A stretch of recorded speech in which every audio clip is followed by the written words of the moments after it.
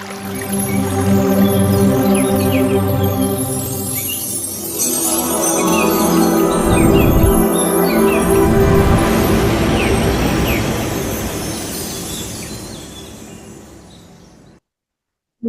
మనందరి గురువు గారైన బ్రహ్మర్షి పితామహ పత్రిజీ గారికి మరియు స్వర్ణమాల పత్రి మేడం గారికి నా యొక్క అనంత కోటి ప్రణామాలు తెలియజేసుకుంటున్నాను.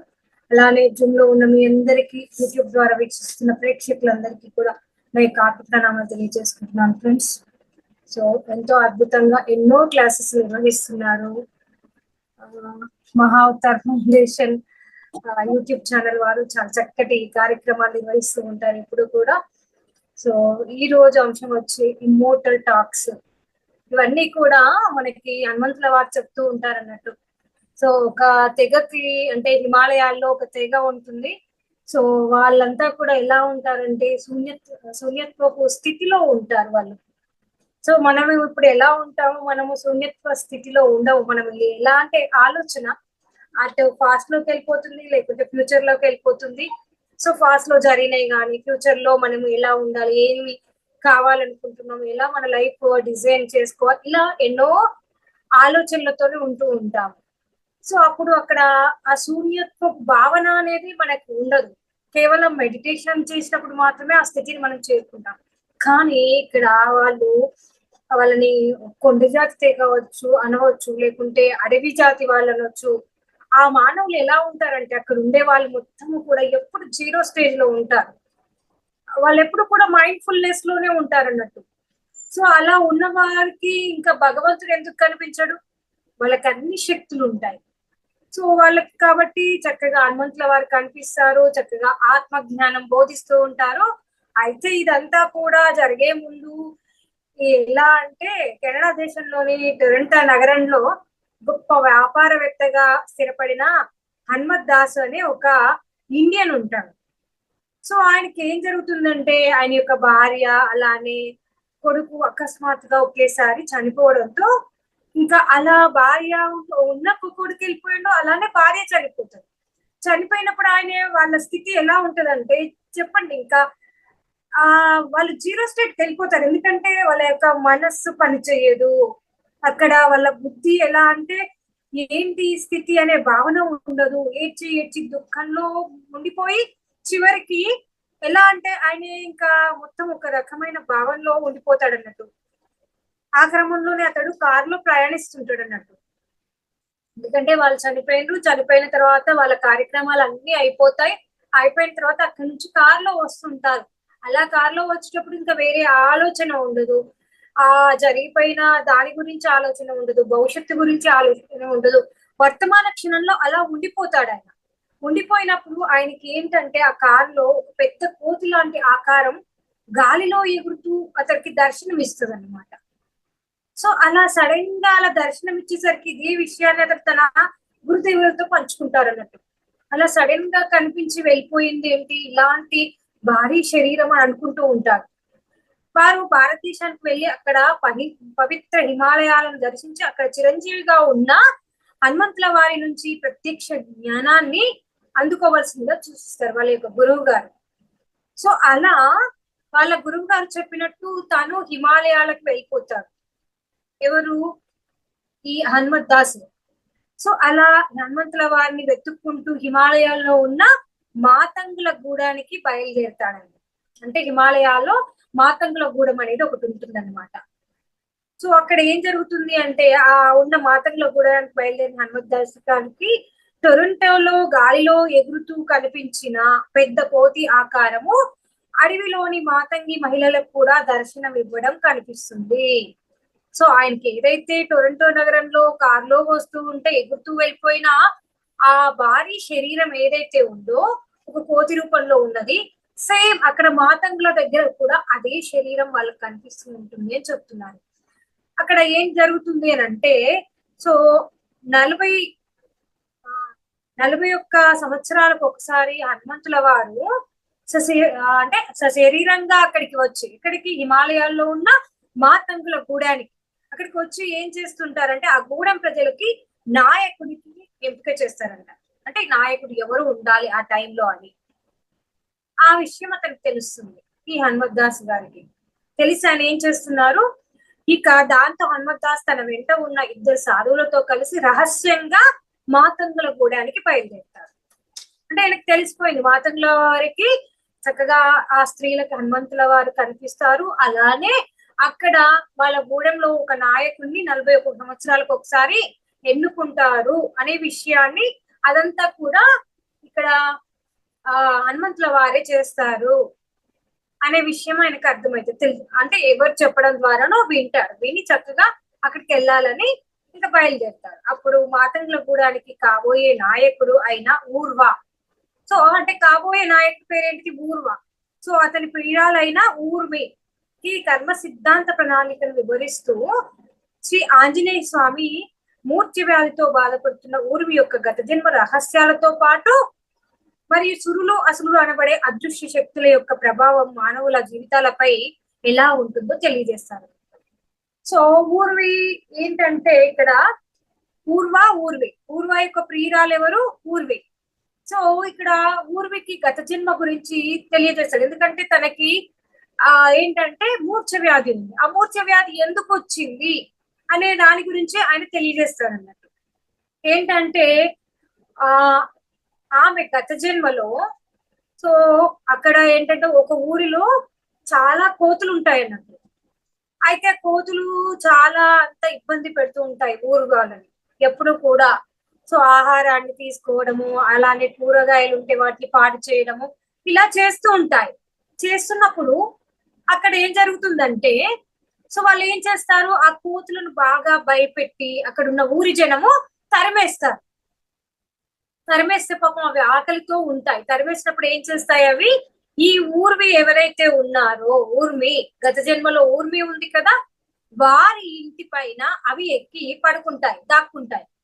అయితే అవి కిచకిచా సౌండ్ చేస్తూ ఉంటే ఈ ఊర్వి వాళ్ళ అబ్బాయి ఉంటారు, చక్కగా వాళ్ళు రాత్రిపూట పడుకొని ఉంటారు అన్నట్టు. పడుకొని ఉంటే సో ఏం జరుగుతుంది, ఆ అబ్బాయి ఏం చేస్తాడు, వాటిని చూడాలి. చిన్నపిల్లలకి ఎవరికైనా కోతులు అంటే ఇష్టం ఉంటాయి కదా, కోతులు వస్తున్నాయంటే వాటిని చూడాలని సంబరపడి వెళ్తూ ఉంటారు కదా. అలానే ఆ అబ్బాయి కూడా ఏం చేస్తాడు, పైకప్పు వరకు ఎక్కి వాటిని చూద్దాం అనుకొని ఆయన ఎక్కుతాడు. ఎక్కినప్పుడు ఏం జరుగుతుంది అని అంటే, అవేమనుకుంటాయి, సో మా దగ్గరికి వస్తున్నారని భయపెట్టాలని భయపెడతాయి. ఆయన ఏం చెయ్యాలని వాటికి ఉద్దేశం లేదు. ఎందుకంటే ఇక్కడ హనుమంతుల వారు మొత్తము తెలుసు కదా ఆంజనేయ స్వామికి, ఆ విషయం చెప్తున్నాడు. వాటికి ఏం ఉద్దేశం లేదు, కానీ ఆ అబ్బాయి వస్తున్నాడు కదా, పైకి వస్తే అని భయపడుతూ ఊరికే భయపెట్టిస్తాడు. ఆ భయపెడితే ఆ అబ్బాయి ఆయనతో సడన్ గా పైనుంచి కింద పడతాడు.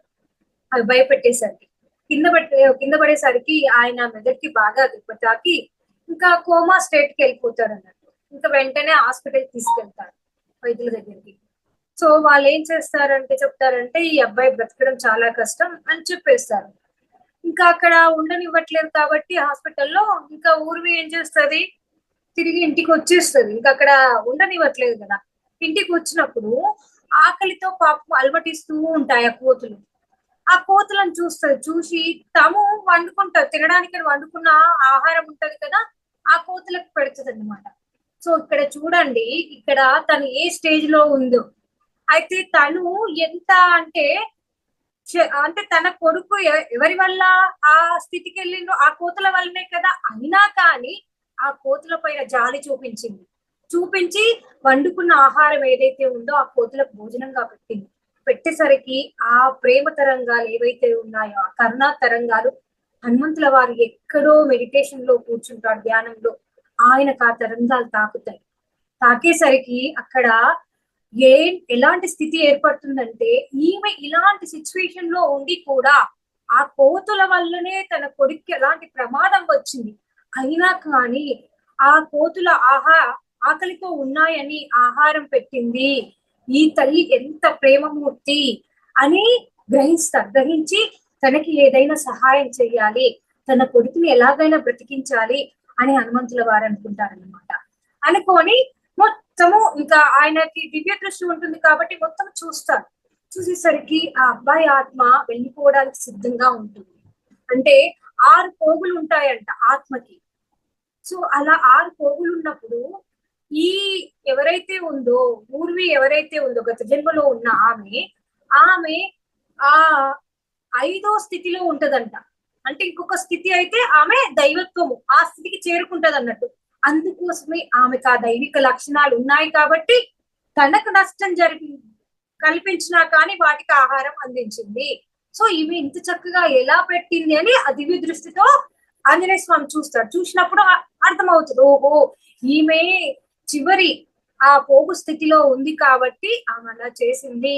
ఈమె మళ్ళీ ఇప్పుడు ఒకవేళ వాళ్ళ అబ్బాయి మరణిస్తే ఈమె ఎలా మారిపోతుంది అని అంటే, సో అలా స్ప్లిట్ అయితే అన్నట్టు 3+2 అలా అంటే 3+3 అనే పోగులు ఉంటాయి అన్నట్టు. అంటే 3 స్థితులు.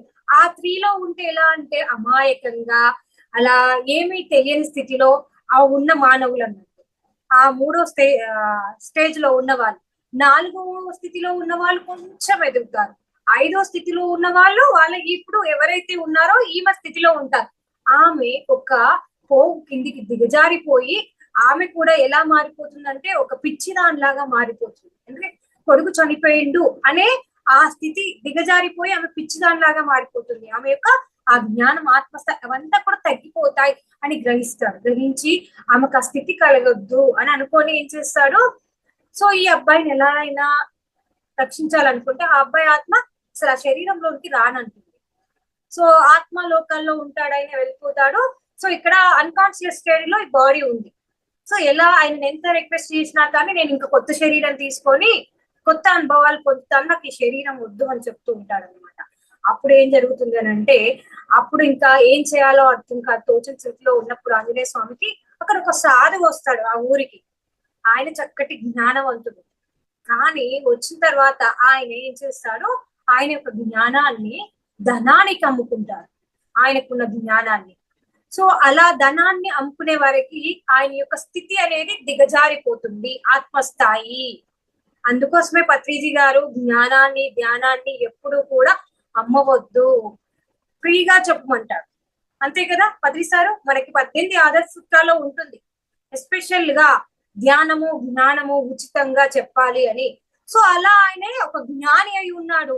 సో తనకి తెలుసు అంతా ఎలా చేస్తే మనం ఇంకా ఎదుగుతాము. అయినా కానీ ఆయనే ఒక మాయలోకి వెళ్ళిపోయి తనకున్న జ్ఞానాన్ని ఆ డబ్బుకి పంచిపెట్టడం జరుగుతుంది. జరిగిపోగానే ఆయన యొక్క ఆత్మస్థితి అనేది విడిపోతుంది. విడిపోగానే ఆ విడిపోయిన ఆత్మస్థితిలోని ఒక అంశాన్ని తీసుకొని ఆ అబ్బాయి దాంట్లో పెడతారు. అలా పెట్టేసరికి ఆ అబ్బాయి శరీరంలో పెట్టేసరికి ఆ అబ్బాయి బ్రతుకుతాడు.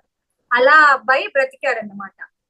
సో అప్పుడు ఇంకా ఇక్కడ ఏం జరుగుతుంది, ఇక్కడ ఈమె చాలా చక్కగా బాగా ఉంటుంది, ఆమె యొక్క స్థితి అనేది దిగజారదన్నట్టు. కానీ ఇక్కడ ఊర్వి అనే మరో జన్మలో ఆమె ఊర్విగా జన్మ తీసుకుంది. సో ఆమె అక్కడ చాలా ఎదిగిన ఆత్మగా ఉంది కాబట్టి ఇక్కడ కూడా వాళ్ళు 0 స్టేట్ లో ఎప్పుడు ఉండే ఆ మాతంగుల గూడెంలో ఆమె జన్మ తీసుకుంది. సో తీసుకున్నప్పుడు ఆమెకు మూర్ఛ వ్యాధి ఎందుకు వచ్చిందంటే, ఇక్కడ ఆమెకు షాక్ గురైంది కదా, గురయ్యి ఆమె సో ఆత్మ స్ప్లిట్ కావాల్సింది అక్కడ విడిపోలేదు రెండుగా. సో అక్కడ విడిపోలేదు కాబట్టి ఆ యొక్క ఎఫెక్ట్ అనేది ఈ జన్మలో మూర్ఛ వ్యాధిగా వచ్చింది ఆమెకి. మరి ఆ మూర్ఛ వ్యాధి ఏ విధంగా నయమవుతుంది అని అంటే, సో ఆ అబ్బాయి ఆత్మ ఏదైతే ఉందో, అంటే ఒక యోగీశ్వరుడు యొక్క ఒక పోగ ఆత్మను తీసి ఆయనలో పెట్టిండు కదా. సో ఆయన ఎక్కడ ఉండని వెతికితే ఆయన ఒక సాఫ్ట్వేర్ ఇంజనీర్ గా ఉంటాడు ఇప్పుడు ఆ ఆత్మ.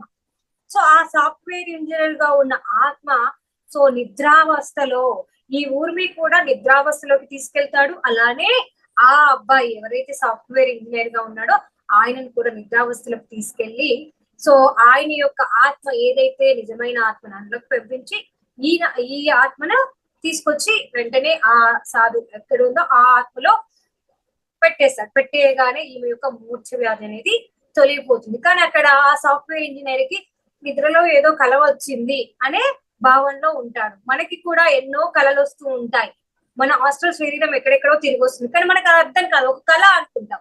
అలానే కళలో ఏదో జరిగింది, ఏదో సంథింగ్ అని వాళ్ళ ఫ్రెండ్స్ కి చెప్తూ ఉంటారు. కానీ అక్కడ జరిగిన సంఘటన ఏంటిది, సో ఆయన ఆత్మను తీసి మళ్ళీ ఆత్మ అంటే ఆ పోగును తీసి కరెక్షన్ చేసేసరికి ఇక్కడ ఈమె యొక్క మూర్ఛ వ్యాధి అనేది నయమైపోతుంది అనమాట. సో అలా జరిగిపోతుంది. జరిగిపోయిన తర్వాత ఇంకా వీరికి ఆ జ్ఞానాన్ని పంచుతున్నారు. ఏమని? సురులు అసులు అనబడే అదృశ్య శక్తుల యొక్క ప్రభావం మానవులపై ఏ విధంగా ఉంటుంది, మానవుల యొక్క జీవితాలు ఎలా అవుతాయి సురుల అసుల ఆ ప్రభావం వల్ల అనే విషయాన్ని, ఆ జ్ఞానాన్ని ఆంజనేయ స్వామి తెలియజేస్తుంటారండి. ఈ క్రమంలోనే ఇక్కడ ఏం చెప్తున్నారు? అసరులు అనబడే ఈ అదృశ్య శక్తుల బారిన పడినా కూడా తనంతాను ఆత్మాయుత ఎరుకలోకి తెచ్చుకొని తన చుట్టూ తిరుగుతున్న తన సమాంతర జీవితాల్లో జీవించడం ద్వారా తన జీవితాన్ని తనకు నచ్చినట్టుగా మలుచుకున్న అనిత అనే ఒక ఇల్లాల గురించి చెప్పసాగారు ఆంజనేయ స్వామి. అంటే ఇక్కడ అసురులు అనేబడే అదృశ్య శక్తులు ఎన్నో ఉంటాయి. సో మనకి ఏంటంటే మనకు కూడా నెగటివ్ ఫోర్స్ అనేటివి మన మీద ప్రభావం చూపిస్తాయి. అవేంటిది దుఃఖము, బాధ, ఇవన్నిటికీ కూడా వాటికి ఆహారం అని మనకి ఈ మెడిటేషన్ లోకి వచ్చిన తర్వాత తెలిసింది. సో ఆనందంగా ఉంటే అవి దూరంగా వెళ్ళిపోతాయి. ఎప్పుడైతే దుఃఖంగా ఉన్న వాళ్ళు, లేకుంటే బాధపడుతూ ఉన్న వాళ్ళు, లేకుంటే క్లీన్ గా లేని ఇంటి దగ్గర అవన్నీ మనకి ఏం చెప్తూ ఉంటారు మామూలుగా? లక్ష్మీదేవి ఏడుస్తే వెళ్ళిపోతుంది, బాధపడుతుంటే వెళ్ళిపోతుంది, క్లీన్ గా లేకుంటే వెళ్ళిపోతుంది అంటారు. లక్ష్మి అంటే ఏంటిది? సంతోషమే, హ్యాపీనెస్ లక్ష్మి. సో అలానే మనం సంతోషంగా ఉంటే, హ్యాపీనెస్ తో ఉంటే, క్లీన్ గా ఉంటే లక్ష్మీదేవి వస్తుంది అంటారు కదా. ఇక్కడ జరిగేది ఏంటిదంటే సురులు అసురులు ఇక్కడ చెప్పేది. సురులు అంటే ఎవరు, అసురులు అంటే ఎవరు? అసురుల లక్షణాలు అంటే ఏంటంటే బాధ, దుఃఖము, అలానే కోపము, ద్వేషము, అలానే క్లీన్ గా లేకపోవడం, ఇవన్నీ కూడా అసురుల యొక్క క్యారెక్టర్. ఇవన్నీ కూడా వారికి ఆహారంగా ఉంటాయి. సో అలా ఈ అదృశ్యంగా ఉండే ఈ అసుర శక్తులు ఏవైతే ఉన్నాయో బారిన పడినా కూడా సో తను ఆత్మాయుత ఎరుకతో, అంటే ఆ ఆత్మాయుత ఎరుకలో ఉన్నప్పుడు వాటి బారి నుంచి మనము బయటపడవచ్చు అనే అంశం గురించి ఇక్కడ చెప్తున్నారు. అలా మన సమాంతర జీవితాలు ఉంటాయంట మనకి. సో ఏ జీవితాన్నైనా మనం చూజ్ చేసుకోవచ్చు. అలా ఆ సమాంతర జీవితాల్లో జీవించడం ద్వారా తన జీవితానికి తనకు నచ్చినట్టుగా మలుచుకున్న అనిత అనే ఇల్లాల గురించి చెప్తున్నారు. సో ఇక్కడ ఏంటంటే ఆ సమయంలో హనుమంతుల వారు మాతంగులతో కలిసి హిమాలయాల్లో ఉన్న మారుమూల గిరిజన కూడంలోనే ఉన్నా సరే, ఎక్కడో వేల మైళ్ళ దూరంలో ఒక పట్టణంలో ఉన్న తన భక్తురాలైన అనితను రక్షించడానికి అక్కడి నుంచే సమాంతర జీవితాలు అనే సరికొత్త ప్రయోగాన్ని మొదలు పెట్టారని చెప్తున్నారు. అంటే తన భక్తురాలైన అనితను ఆ అసుర ఆ శక్తుల బారి నుంచి రక్షించడానికి ఏ విధంగా చేశారు ప్రయోగాలు అనే విషయాన్ని ఇక్కడ తెలియజేస్తున్నారు. ఇక్కడ అనిత ఒక చితికిపోయిన జమీందారి కుటుంబానికి చెందిన ఇల్లాలు. ఒకప్పుడు బాగా బ్రతికి తర్వాత వాళ్ళు మొత్తము కూడా వాళ్ళ యొక్క ఆనందాన్ని, అంటే మొత్తం ధనాన్ని అంతా కూడా కోల్పోయి అలా చితికిపోయిన జమీందారి కుటుంబంలో ఒక ఇల్లాలు అన్నట్టు. పోషణ కోసం ఆమె భర్త ఒక కంపెనీలో చిన్న ఉద్యోగం చేస్తూ ఉండేవారంట. అయితే చాలా కాలం తర్వాత వాళ్ళకి లేక ఒక కొడుకు జన్మిస్తాడు. ఆ అబ్బాయి కూడా దురదృష్టవశాత్తు జబ్బులో పడి ఏదో జబ్బు ద్వారా చనిపోతాడు అన్నట్టు. ఎన్ని ఆసుపత్రులు తిప్పినా కానీ ఆ అబ్బాయికి నయం కాదు. ఇంకా అతనికి నయం చేయడానికి ఉన్న బంగారాన్ని అంతా అతనికి ఖర్చు చేస్తారన్నట్టు, ఆ బంగారాన్ని అమ్మి. కానీ 5 సంవత్సరాల పాటు అతడు ఆ జబ్బుతో పోరాడి చివరికి ప్రాణాలు వదులుతాడు. కష్టాలన్నీ ఒకేసారి ముసురుకున్నట్లు, అంటే అంతకు ముందే చితికిపోయిన కుటుంబం, తర్వాత ఉన్న కొడుకును కాపాడుకోవడానికి ఉన్న బంగారాన్ని అంతా కూడా ఖర్చు చేశారు 5 సంవత్సరాలు. సో అలా ఇంకా మొత్తము కూడా దిగజారిపోయారన్నమాట. ఈ కష్టాలన్నీ ఒకేసారి వాళ్ళకి వచ్చాయి. ఇంకా తర్వాత ఏం జరిగింది మరి? అత్తగారికి, మరిది గారికి వారు కూడా జబ్బు పడ్డారు. వారి వైద్యం కోసం కూడా ఎన్నో డబ్బులు ఖర్చు చేశారు. వారసత్వంగా వచ్చిన ఆ జమీందారి ఏదైతే భవంతి ఉంటుందో దాన్ని కూడా తాకట్టు పెట్టి అప్పులు తీసుకొచ్చారు. అలా చేసి వైద్యం చేయించారు వాళ్ళిద్దరికి కూడా. ఆ క్రమంలోనే అనితకు మళ్ళీ కొడుకు జన్మించాడంట. అతడికి సరి అయిన విధంగా, అదంటే అతను చాలా పేదరికంలో జన్మించాడు కదా, సరి అయిన విధంగా అతన్ని నేను పెంచగలుగుతానా అనే బాధపడుతూ ఉండేదంటే ఎప్పుడు కూడా. ఇంతలో ఇంకేం జరుగుతుందంటే, ఇంకా ఏమంటారు కదా, రాయి మీద రాయి పడ్డట్టు అని వాళ్ళ భర్తకి యాక్సిడెంట్ జరుగుతుంది. సో జరిగేసరికి ఆయనకి ఎంతో డబ్బు ఖర్చు కావాలి. సో అలా ఉన్నది లేనిదంతా మొత్తం కూడా ఆయనకి అయిపోతుంది. ఇంకా గతంలో జమీందారు వ్యవస్థ కదా, సో అప్పుడు ఎంతో మందికి దానాలు ధర్మాలు, కుటుంబంలో బంధువులకు ఎంతో ధనం ఇచ్చి ఉంటారు కదా. వాళ్ళందరూ కూడా సహాయం చేయడానికి ఎవరు రారంట. ఇంకేం చేస్తుందంటే అప్పుడు ఆత్మహత్య చేసుకోవాలని సిద్ధపడుతుందంట. ఇంకే గతి లేదు అని. సో ఇంకా అప్పుడు వెంటనే తన యొక్క చిన్నారి కొడుకు గుర్తొచ్చి ఇంకా ఆ పరిస్థితులను ఎదుర్కోవడానికి సిద్ధపడుతుంది. అప్పుడు ఏం చేస్తుంది, కుటుంబ పోషణ కోసము ఆమె ఇంటి పట్టునే ఉండి చక్కగా ట్యూషన్స్ చెప్పుకుంటూ ఉంటుంది. కానీ అది ఏమి మాత్రం కూడా సరిపోదు ఆ సంపద. ఇంకేం చేయాలి ఆమె, ఇంకా అప్పుల వాళ్ళు వచ్చి నానా మాటలు అంటూ ఉన్నా కొద్ది ఇంకా బాధలో దుఃఖంలో కూరుకుపోతుంది.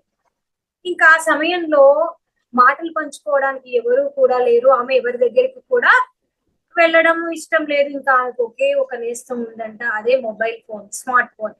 సో ఎప్పుడైనా తన దీన పరిస్థితిలో బాధపడుతూ డిప్రెషన్ లో పడిపోయినప్పుడు ఆ స్మార్ట్ ఫోన్ ఓపెన్ చేస్తే ఆమెకి ఏదో ఒక సందేశం వచ్చిందంట. సో అది చూసి ఆమె ఇంకా కొంచెం ధైర్యం తెచ్చుకొని సో తను మళ్ళీ ఆ ఏంటంటే తను ఇంకా మోటివేట్ చేసుకునేదన్నమాట. ఇలా అనేక జన్మల చెడు కర్మలతో నిండిన దౌర్భాగ్యం స్థితిలో ఈ ప్రపంచం అనే రహదారిపై ఉన్న అనేక రథాల్లో అంటే శరీరాలలో ఒకానొక రథాన్ని ఆవాసంగా చేసుకొని ఎత్తుపల్లాలతో కూడా నాకు క్లిష్టమైన ప్రయాణం చేస్తూ ఉన్న అనిత జీవితాన్ని బాగు చేయడం తమ వల్ల కాదని ఇంకా అందరు దేవతలు, ఆమె పూజించే దేవతలు అందరూ కూడా చేతులు ఎత్తేశారని చెప్తున్నారు. అంటే ఎన్నో జన్మల నుంచి చేసుకున్న పాపకర్మలన్నీ కూడా ఒకే జన్మలో అనుభవించడం అనేది జరుగుతుంది. సో అలాంటి ఒకానొక శరీరాన్ని తీసుకొని ఆ రథాన్ని తీసుకొని వచ్చింది ఆ ఆత్మ.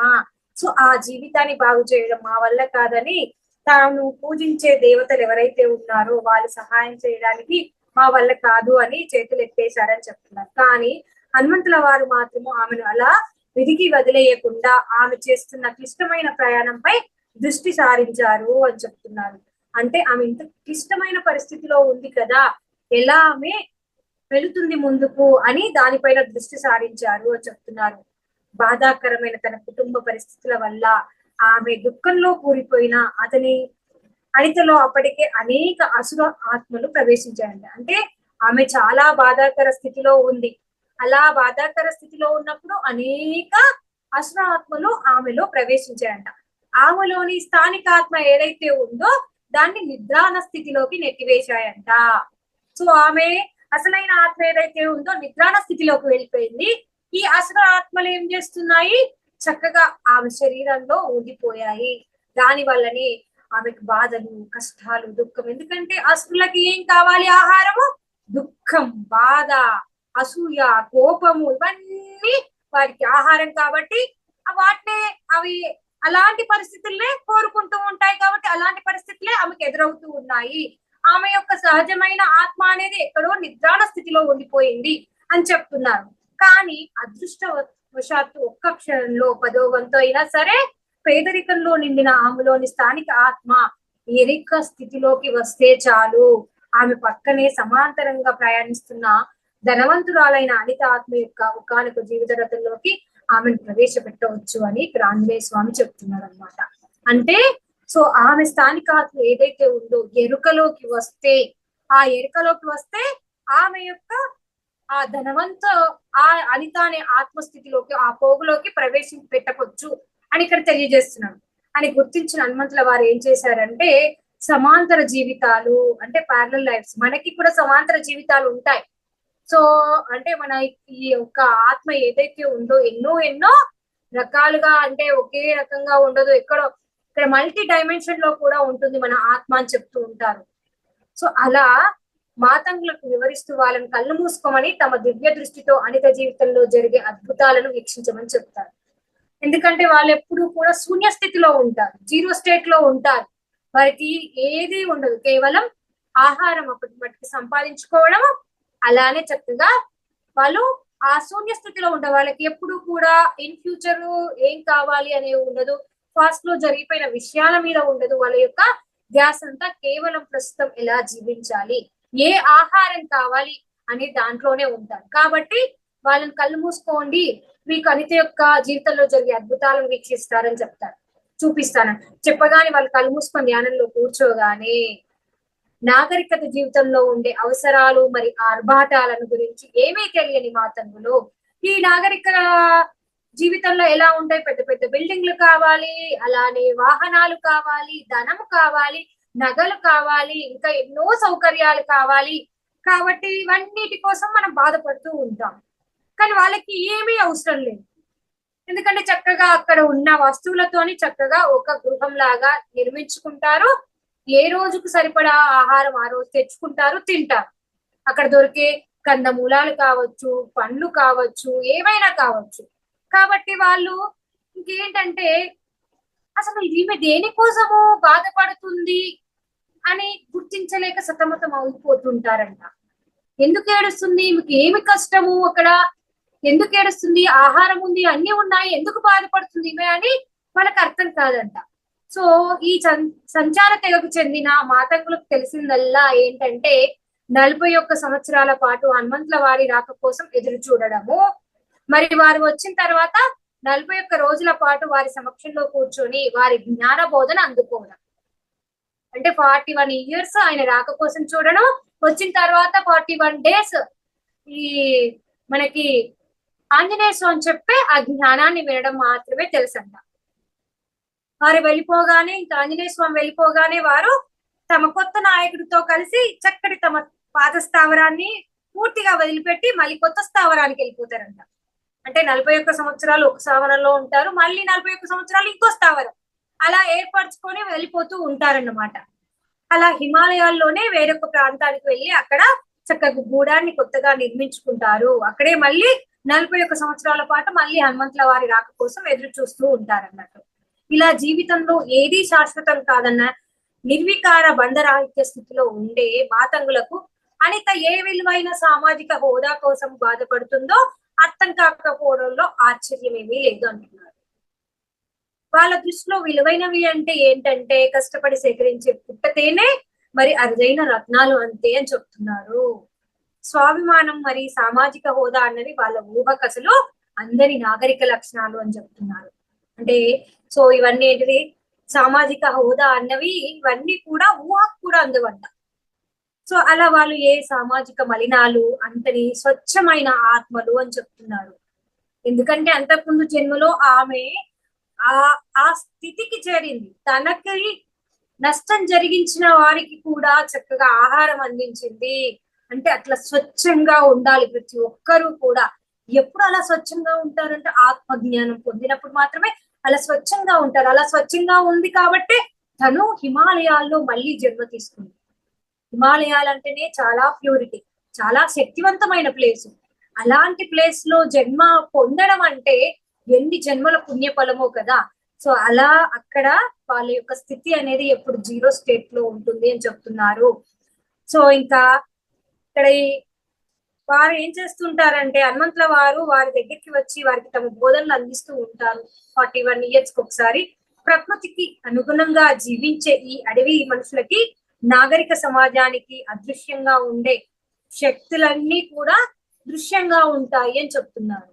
అంటే వాళ్ళకి అన్ని శక్తులు ఉంటాయి, కానీ మనకి ఆ శక్తులన్నీ అదృశ్యంగా ఉంటాయి, వీరికి దృశ్యంగా ఉంటాయి అని తెలియజేస్తున్నారు.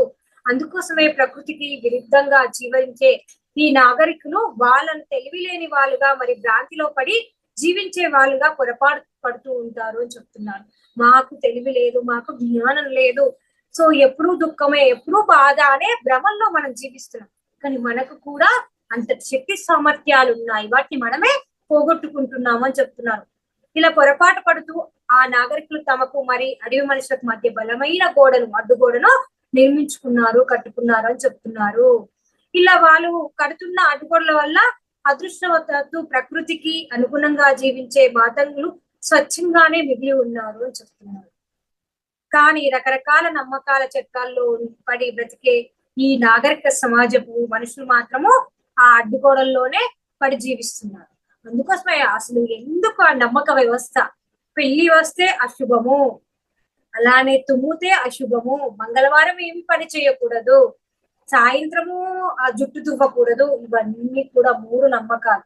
సాయంత్రం ఇల్లు ఊడకూడదు, ఇవన్నీ ఎంత మూఢమైనవి అంటే, ఊడిస్తే ఏమవుతుంది, ఒకప్పుడు చీకట్లో ఉండేవాళ్ళు, బ్రతికేవాళ్ళు, లైట్ లేదు కాబట్టి ఏదైనా వస్తువు కింద పడితే తెల్లవారి మనకి దొరకదు, పడేస్తే ఊడిస్తే అని అప్పుడు ఆ స్థితిలో ఆ కాలానుగుణంగా ఆ విషయాన్ని తెలియజేశారు. కానీ ఇప్పుడున్న స్థితి ఏంటిది, చక్కగా లైట్స్ ఉన్నాయి, మనకి ఏ వస్తువు కింద పడ్డా ఊస్తే కనిపిస్తుంది.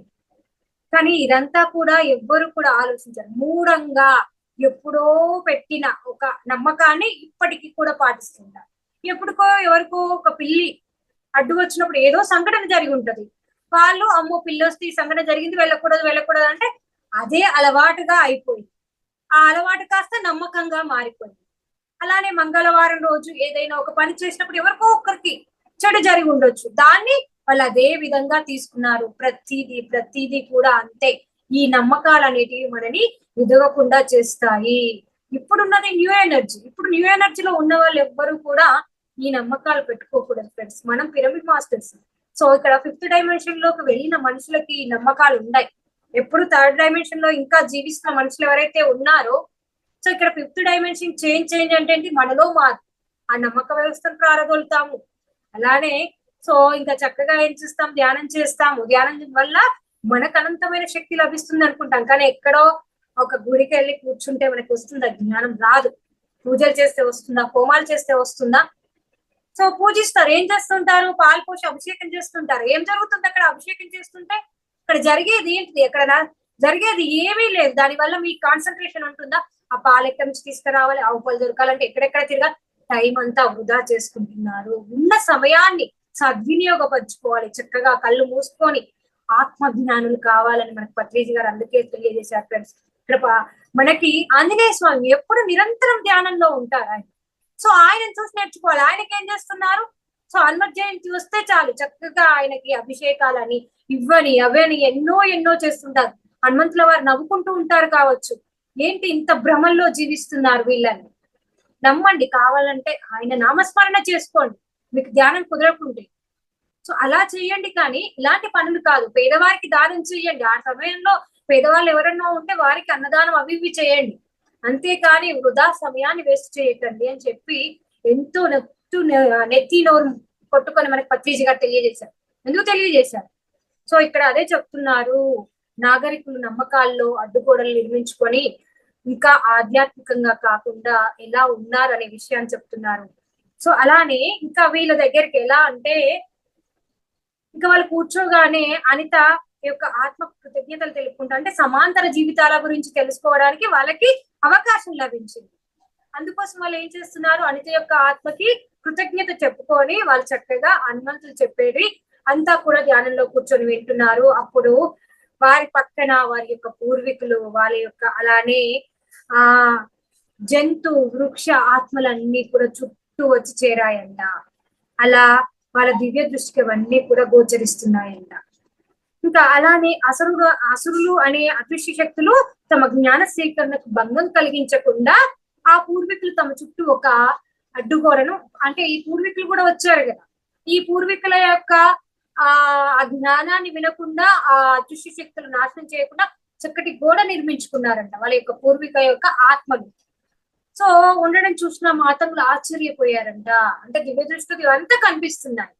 వాళ్ళకి దూరంగా వాళ్ళని చుట్టుముట్టి ఉన్న ఆ అదృశ్య శక్తులు ఆ గోడను పడగొట్టి తమ పూర్వీకుల కక్షలోకి రావడానికి ఎంతో ప్రయత్నం చేస్తున్నారంట. ఆ క్రమంలోనే హనుమంతుల వారు, ప్రియమైన మాతంగులారా, ఇప్పుడు మీరు నా స్థానంలో ఉంటే కటిక దారిద్ర్యంలో బాధపడుతూ ఉన్న అనితను దానిలో నుంచి ఎలా బయటికి తెస్తారని అడిగారంట. అడిగితే తన ప్రశ్నకి సమాధానం చెప్పడానికి వాళ్ళు కొంత సమయం తీసుకున్నారు.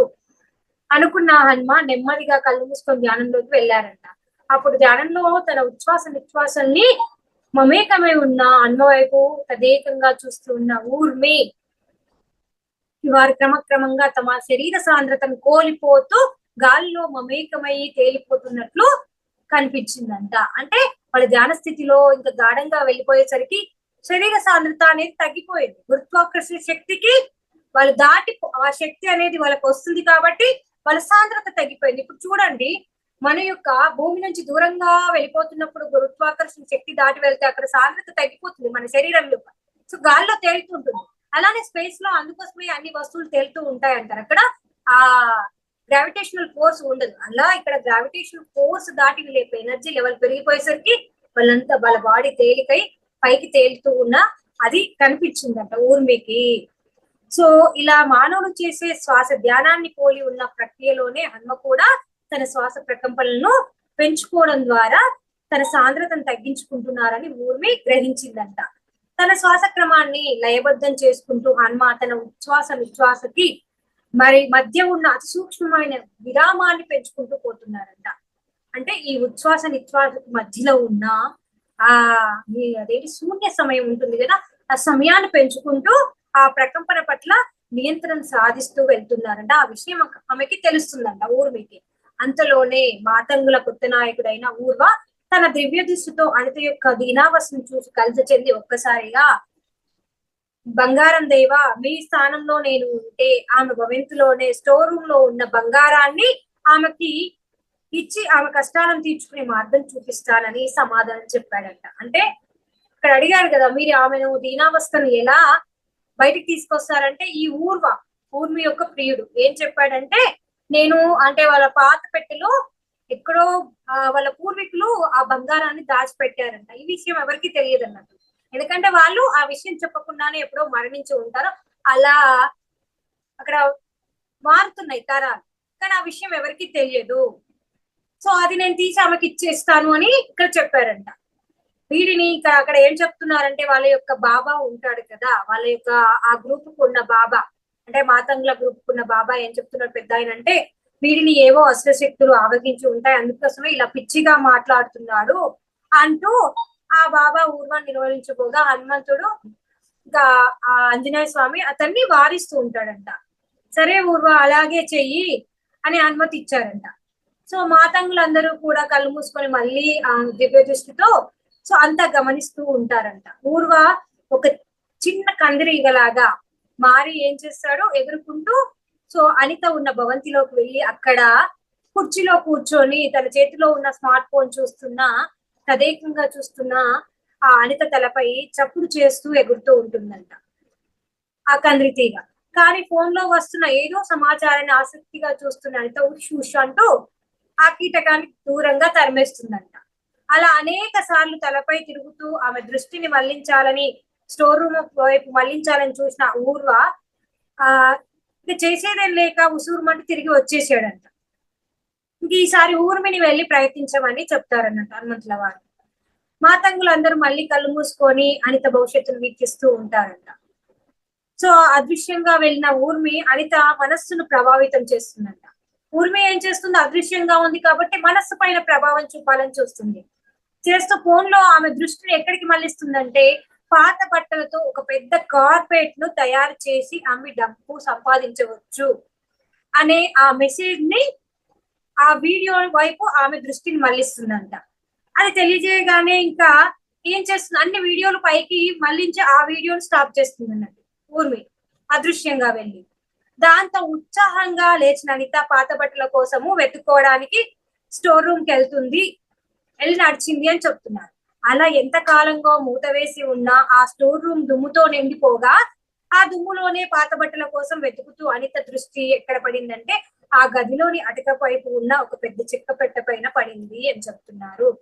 ఇంకా కథల్లో తాము జమీందారులు కాబట్టి ఆ వైభవంతో వెలుగుతున్నప్పుడు ఆ సమయంలో వాళ్ళ యొక్క పూర్వీకుల యొక్క వైభవాన్ని చూపించడానికి ఆ చెక్క పెట్టె ఏదైతే ఉందో వంశ పారంపర్యంగా వచ్చే ఆ చెక్క పెట్టె మంచిగా భవంతి మధ్య భాగంలో హాల్లో అందంగా అమర్చబడి ఉండేది అని ఆమెకు గుర్తొచ్చిందంట. ఈ అందమైన నగశీలతో చెక్కబడిన ఆ చెక్క పెట్టే కాలక్రమంలో తన వైభవంతో పాటు తన వైభవాన్ని కూడా కోల్పోయిందంటే, తమ వైభవం ఎలా అయితే పోయిందో అదే విధంగా ఆ చెక్క పెట్టె యొక్క వైభవం కూడా కోల్పోయిందని ఆమె మాసిపోయి ఇలా స్టోర్ రూమ్ లోని అటకపైకి చేరిపోయింది అని అనుకుంటది అన్నట్టు.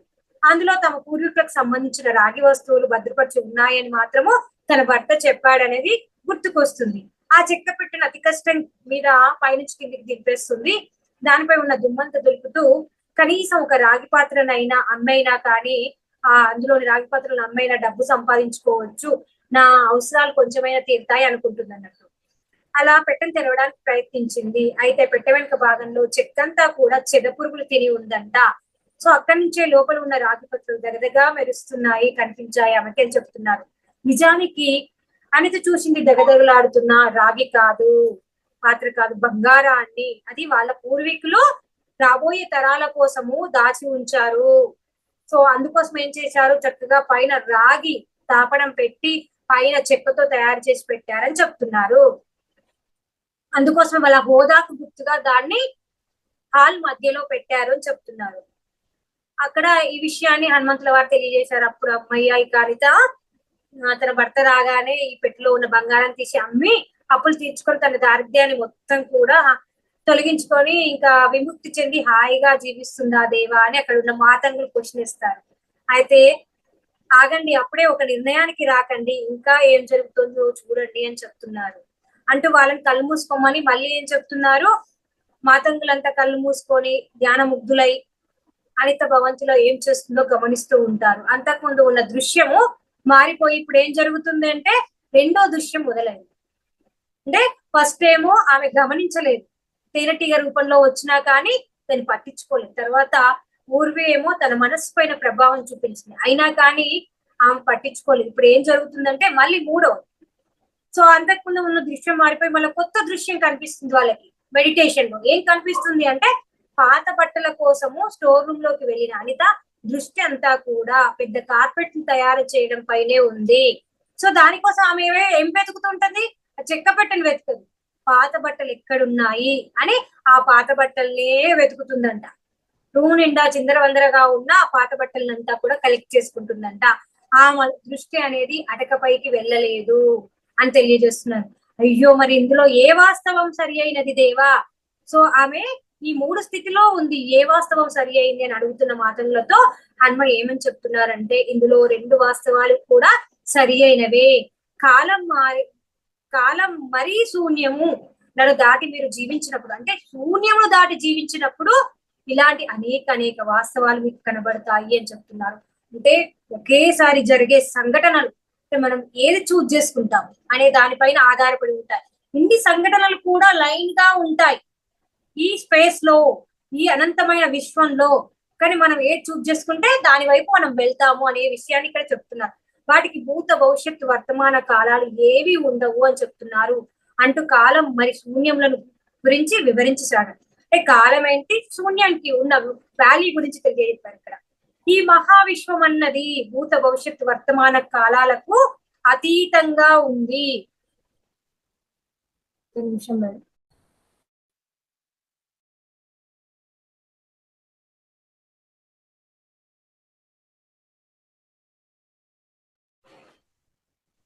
సో ఈ మహావిశ్వం అనేది మనకు అందరికీ తెలుసు, ఎందుకంటే కాలం అనేది లేదు అని మనకి ఎందరో మహానుభావులు తెలియజేస్తున్నారు.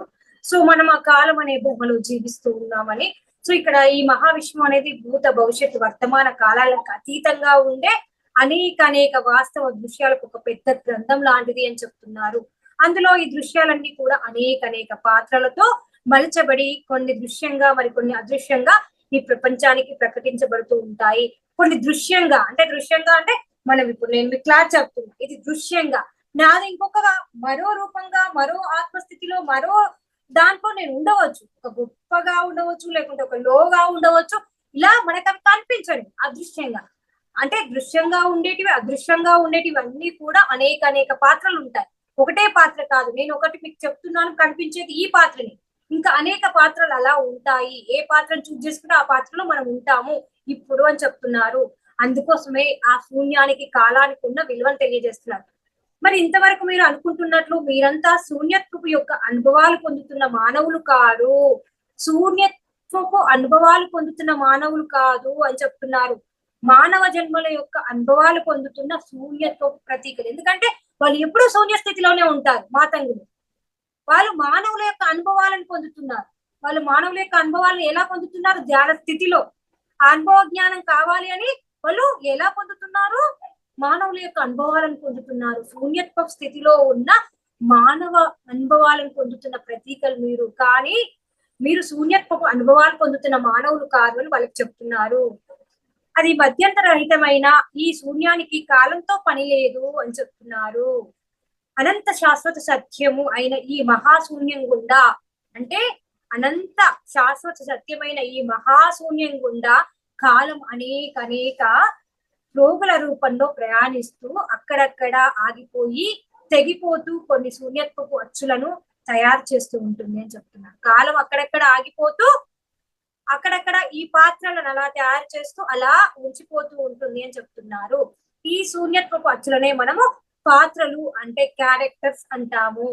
ఈ కాలం యొక్క ప్రోగులతో కూడిన ఆ పాత్రల్లో ఉండేది కూడా శూన్యమే కనుక అనేక ఆత్మలు ఆ పాత్రలలో నుంచి తమకు నచ్చిన పాత్రలను ఎంచుకొని తాము ఎంచుకున్న పాత్రలు లోబడి కట్టుబడి జీవిస్తూ శూన్యత్వంలోని అద్భుతాలను అనుభవాల రూపంలో ప్రోగు చేసుకుంటూ ఉంటాయంటే ఇక్కడ పాత్రలన్నీ ఉంటాయి. ఈ ఆత్మలు తమకు నచ్చిన పాత్రను ఎంచుకొని ఆ పాత్రలకు కట్టుబడి జీవిస్తూ అద్భుతాలను ఏంటి శూన్యత్వంలోని అద్భుతాలైన ఆ అంశాల అనుభవాల రూపంలో పొందుతూ ఉంటాయి, ప్రోగు చేసుకుంటూ ఉంటాయి ఈ ఆత్మలన్నీ చెప్తున్నారు. అంతేకాని సో మానవులు అంటే ఈ ఒక్క రూపానికి ఒక్క పాత్రకి సంబంధించిన వాళ్ళు కాదు. ఈ రూపంలో అనేక పాత్రలు ఉంటాయి. కనిపించే ఒకే పాత్ర కాకుండా కనిపించని ఎన్నో పాత్రలు ఉంటాయి. ఈ పాత్రను చూజ్ చేసుకున్నాం కాబట్టి ఇప్పుడు ఇలా ఉన్నాము అనే విషయాన్ని చెప్తున్నారు. అలా ఆత్మలు ఎంచుకునే పాత్రల పేరే మానవులు అని చెప్తున్నారు. ఆత్మలు ఎంచుకునే ఆ పాత్రల పేరే ఏంటి? మానవులు.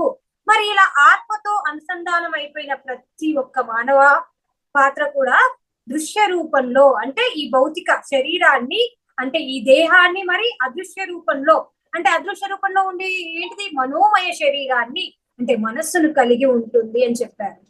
ఈ పాత్ర ఏదేది కలిగి ఉంటుంది? ఈ భౌతిక శరీరాన్ని కలిగి ఉంటుంది, అలానే మనస్సును మనోమయ శరీరాన్ని కలిగి ఉంటుంది అని చెప్పారు. అట్లాంటి కోట్లాది పాత్రలు ఒకనొక పాత్ర అయిన అనిత పాత్రలో రెండు భిన్నమైన దృశ్యాలతో కూడిన సమాంతర జీవితాలు కూడా అనిత యొక్క జీవితాలే. తను ఏది చూజ్ చేసుకుంటే అది జరుగుతుంది అని చెప్తున్నారు. ఆ విషయాన్ని వాళ్ళకి చూపిస్తున్నారు. సో మూడిట్లలో ఏదైనా చూజ్ చేసుకోవచ్చు. ఈ రెండు సమాంతర జీవితాల్లో ఒకదానిలోని అనిత తన స్టోర్ రూమ్ లో ఉన్న అటకపై నుంచి దింపిన పాత చిక్కుపెట్టులో ఉన్న బంగారం రేకులను చూస్తే ఇంకొక సమాంతర పాత్ర ఏం చూసింది? అనిత బంగారాన్ని చూడకుండా పాత బట్టలను చూసింది. అలా రెండు పాత్రలు ఉన్నాయి. పాత బట్టలు చూసిన పాత్ర ఉంది, బంగారం చూసిన పాత్ర ఉంది. ఇలాంటి భిన్నమైన దృశ్యాలతో కూడిన అనిత రెండు జీవితాలు ఆమె చుట్టూనే తిరుగుతున్నాయి. కానీ ఆమె స్థానిక ఆత్మ మాత్రం దుర్భర దారిద్ర్యాన్ని చెందిన దృశ్యాలతో కూడిన ఇంకొక సమాంతర జీవితంలో ఇరుక్కుని పోయి నిద్రాణ స్థితిలో ఉంది. ఇంకొక పాత్ర ఏంటిది ఎంచుకుంది? ఇప్పుడు అనుభవిస్తుంది అంటే ఆమె ఎంచుకున్న ఏదైతే ఉందో పాత్ర ఆ పాత్రలో జీవిస్తుంది. దుర్భరమైన దారిద్ర్యాన్ని నిద్రాణ స్థితిలో ఉన్న ఆత్మ యొక్క ఆ పాత్రను ఎంచుకుంది అని చెప్తున్నారు. గతంలో ఆమె తెలివి ఆమెతో గొప్ప గొప్ప భవిష్యత్ ప్రణాళికలు వేయించింది. కానీ చెడు రోజులు మొదలయ్యాక ఆమె బుద్ధి ఏమైంది? చాలా తక్కువ స్థాయికి పడిపోయింది అని చెప్తున్నారు. ఒకప్పుడు చాలా తెలివైంది ఆమె, కానీ ఆమె గడ్డు రోజులు రాగానే ఆమె తెలివంతా ఏమైపోయింది? ఆ బుద్ధి అనేది కింది స్థాయికి వెళ్ళిపోయింది. కేవలం పొట్ట నింపుకోవడం కోసమే ఆమె ఆలోచించడం మొదలు పెడుతుంది. అంతేకాని ఇంకా ఎదగాలి, పొట్ట నింపుకోవడమే కాదు అనే ఆలోచన ఆమెకి లేదు. కేవలం కడుపు నిండితే చాలు అనే భావనలో ఉంది. ఇలా ఆమె అధమ స్థాయికి చేరిపోయింది అని చెప్తున్నారు. ఇలా బీదరికంతో ఆమె బుద్ధి కుచించుకొని పోయింది. ఆమె తన బంధువులతో కానీ స్నేహితులతో కానీ మాట్లాడడం కూడా మానేసింది అని చెప్తున్నారు. కేవలం సామాన్య మధ్య తరగతి ఇల్లాల్ని అన్న ఒకే ఒక భావనలో ఆమె జీవిస్తుంది. పరిమితం అయిపోయింది ఆ పాత్రకి అని చెప్తున్నారు. ఆమె చిత్తం ఈ గందరగోళాన్ని సమసిపోవాలంటే ఆత్మహత్య ఒకటే శరణ్యం అనే భావనలో మూల భావనకు చేరుకుంది అని తెలియజేశారు. అయితే ఇప్పుడు అనిత తన చుట్టూ పటిష్టంగా కట్టుకున్న ఈ బీదరికపు అనే జైలును బద్దలు కొట్టుకోవాలి అని ఇక్కడ హనుమంతుల వారు చెప్తున్నారు. మరి ఆమె ఆత్మను కష్టాలతో కూడిన ఆ దరిద్రం అనే పాత్ర నుంచి వైభవంతో కూడిన పాత్రలోకి తిరిగి ప్రవేశపెట్టాలి. ఎలా అంటే అందుకు ఎవరైనా ఒక గురువు ఆ జైలు కోడను బద్దలు కొట్టాలని ఇక్కడ హనుమంతుల వారు చెప్తున్నారు. అనిత చుట్టూ అల్లుకొని ఉన్న ఈ బీదరిక పాత్రలకు చెందిన అనేక మనోమయ శరీరాల నుంచి కనీసం ఒక్క శరీరాన్నైనా చిందరవందర చేసినట్లయితే అప్పుడు నేను నా చివరి కీలకమైన తోపుతో అనిత ఆత్మ యొక్క వాస్తవ రూపాన్ని మార్చగలుగుతాను అని చెప్తున్నారు. అనిత యొక్క వాస్తవ ఆత్మ ఏంటిది? నిద్రాణ స్థితిలో ఉంది. ఆ నిద్రాణ స్థితిలో ఉన్న ఆత్మని మేల్కొల్పగలుగుతారన్నమాట. సో అలా ఆమెలో ఉన్న ఆ జైలు కోడలు బద్దలు కొట్టి ఒక గురువు కావాలి, అప్పుడు నేను చేయగలుగుతానని చెప్తున్నారు అన్నట్టు హనుమంతుల వారు. ఇంకా వాళ్ళందరూ అంటున్న హనుమంతుని చూసి ఆశ్చర్యపోతున్నారు. ఈ ఊర్వ దేవా మీకంటే గొప్ప గురువు ఎవరుంటారు అని అడిగాడు అన్నమాట ఆయన. అంటే దానికి హనుమంతుల వారు నవ్వుతూ ఈ ప్రపంచంలో ఎవరైనా సరే గొప్ప గురువు వారి జీవితం మాత్రమే అని చెప్తున్నారు. ఎవరికైనా గొప్ప గురువు ఎవరంటే వారి జీవితమే అని చెప్తున్నారు. సో ఇప్పుడు బీదరికపు జైలు గోడల్లో మగ్గిపోతున్న అనిత పాత్రను కూడా అదృశ్య రూపంలో ఆమె గురువుగా ఉన్న ఆమె జీవితమే ఆ జైలు నుంచి బయటికి తీసుకురాగలదు అని చెప్తున్నారు, తేవాలి అని చెప్తున్నారు. అదండి మిమ్మల్ని మళ్ళీ అనిత దగ్గరికి తీసుకెళ్తానని చెప్పగానే వాళ్ళు మళ్ళీ ధ్యానపూర్వకంగా చక్కగా కళ్ళు మూసుకున్నారు. కానీ ఇంకా వాళ్ళ వాళ్ళ లోపల పెరిగిపోయింది కుతూహలం, ఆపుకోలేక ఏం చేస్తున్నారు, అయితే దేవ ఇప్పుడు అనిత జైలు గోడలు బద్దలు కొట్టుకుంటుందా అని ఆయన అడుగుతున్నారు. అడిగినప్పుడు ఇక్కడ అనేక సంభావ్యాలతో కూడిన మరిన్ని పాత్రల మధ్య తనకు కావలసిన పాత్రను వెతుక్కుంటూ లేక నేరుగా తన భవంతిలోని స్టోర్ రూమ్ లో తాను చూసిన తమ పూర్వీకుల బంగారు పెట్ట ఉన్న పాత్రలోకి వెళ్ళిపోతుందా అని సందేహాన్ని అడిగారు అన్నట్టు. ఇంకా ఆంజనేయ స్వామి నవ్వుతూ అనిత తన చుట్టూ ఉన్న తన అనేక సమాంతర పాత్రల నుంచి ఇప్పుడు ఉన్నదానికంటే మెరుగైన పాత్రను ఎలా ఎంచుకుంటుందో చూడండి అని చెప్తున్నారు. అలా చెప్తూ ఉండగానే అనిత ఏం చేసింది, తన ఇంటి నుంచి బయలుదేరి సరుకులు కొందామని ఒక సూపర్ మార్కెట్ కి వెళ్తుంది. సో అక్కడ ఇంకా ప్రతి ఒక్కరూ కూడా తనను చూసి ఎవరైనా నవ్వుకుంటారేమో, వెలిసిపోయిన చీర అంటే జుట్టుకు కూడా ఆయిల్ ఉండదు, ఇరిగిపోయిన చెప్పులు అంటే అలా కుట్లు ఊడిపోయిన చెప్పులు అవన్నీ ఉంటాయి, నన్ను చూసి నవ్వుకుంటారేమో అని ఫీల్ అవుతూ ఉంటది. కానీ అక్కడ వాళ్ళకి ఆమెను చూసి ఓపిక తీరిక కూడా లేదు అనే విషయం ఆమెకు తెలియదు అని చెప్తున్నారు.